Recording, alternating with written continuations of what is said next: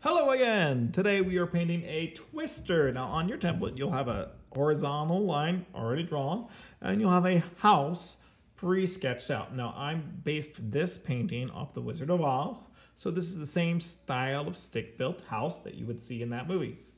So the first thing we do for any tornado, we're going to still have the normal things you would have for an exterior. So we're going to have a ground and we're going to have a sky outside of our tornado. So first off, we're going to go ahead and make this a normal Kansas ground. So I'm going to mix in some green. So that's just blue and yellow. And then I'm going to go ahead and paint in a hilly area. And so all I'm going to do is mix in some green and paint in some hills. Now, as far as Kansas goes, we're also known for a little bit of dirt. So I'm going to mix in some brown and kind of make this ground look a little bit more realistic. You'll notice I'm pulling in some blue and some yellow still, even though I've got brown because of me having a mixed end color. And that is perfectly fine. So what I've done is I've just painted a basic hilly area for my landscape. Now I'm going to do the same thing. I'm going to paint a basic basic sky. So I've got two big hills, just like a valley, or just like the valley and valley center. So now I'm going to do a blue sky. So first off, I'll clean my brush. So I'm going to circle my brush multiple directions. Then I'll wipe it on the side of my container to squeeze out all the paint. If you notice it comes out with more, circle it. It doesn't matter what color your water is, just keep circling. The water will dissolve whatever color you use. When you've squeezed out your water nicely, you may pat it on a paper towel just to make sure it's all out. Now I'm going to jump into my sky. Because this is a dark sky, because we're going through a tornado, I'm going to use a dark blue. If your blue is a little bright, mix in a little bit of black to darken it up. I'm just going to real lightly paint in a triangle. I'm going to use the same blue. I'm going to paint in a triangle in the other direction too. So I'm just basically making bookends here.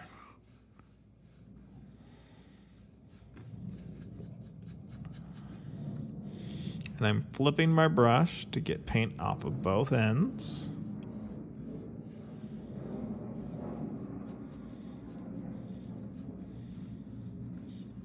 If you go over a little bit, that's okay. There's going to be a big tornado right here in the middle. No judging and painting. All right, before we do our giant tornado, we're going to go ahead and paint our house. Now, in the Wizard of Oz movie, it's a stick-built house. And so it's very white and very yellow. Almost a gray overtone to it. They didn't have a lot of color when they filmed that movie. So to make it good gray, I'm going to take a bunch of white and just a teeny tiny smidge of black. And I'm going to mix that in. And because I want to make this have a little bit more color to it, I'm going to take a little bit of yellow and mix in just a smidge of yellow too. Now, if this is your house, if you're representing this as your house, feel free to use the colors of your house. And because this is a stick built in the movie, I'm painting my brush between some pencil lines I pre-drew.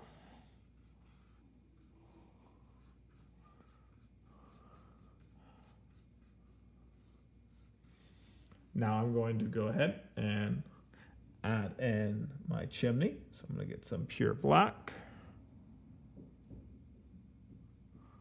Paint in my chimney. Paint in my windows.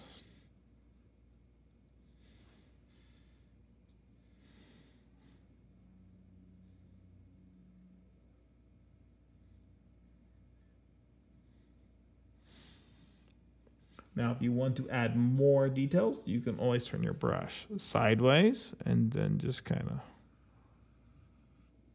don't push, just drag it to make those slat looks like a wood house would have.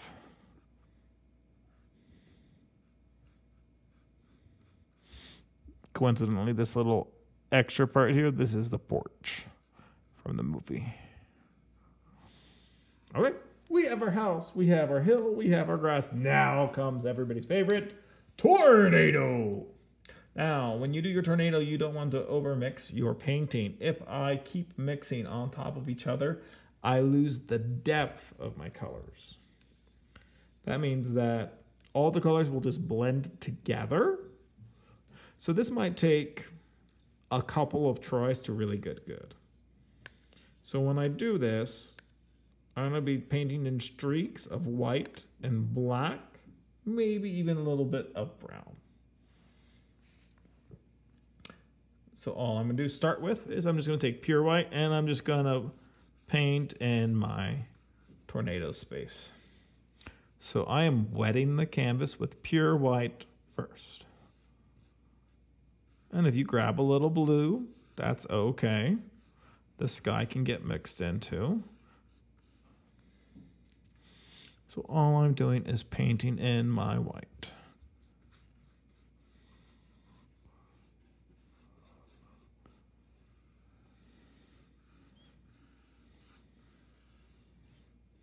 Okay, now all I'm going to do is, just like we did earlier with the house, I'm going to grab a smidge of black.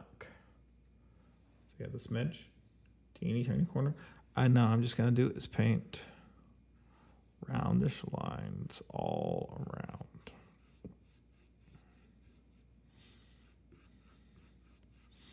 So this is the part I'm talking about. So if I go in the same spot over and over, see how that smooths my color out? That's what we're talking about. If you happen to pick up some blue and you don't want blue, you'll of course clean your brush. This is your painting. If you want to be more creative and add like a flying cow or, you know, a bicycle or some type of extra cool artwork into your tornado, this is yours. This is totally your painting. So I'm going to even take mine down into a dust cloud. So what I did was I took my color and I'm circling here at the bottom, which is the debris cloud that the tornado picked up.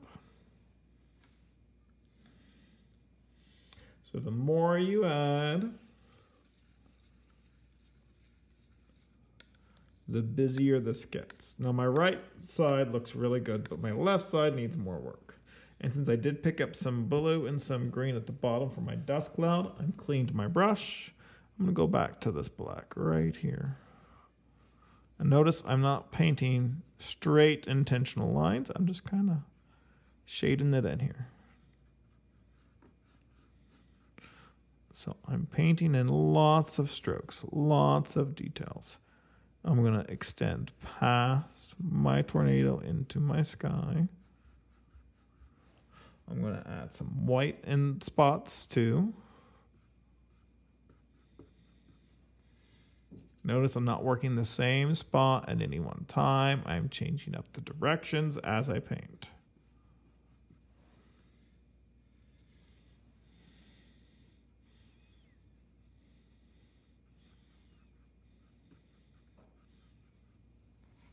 And there you have it, one tornado.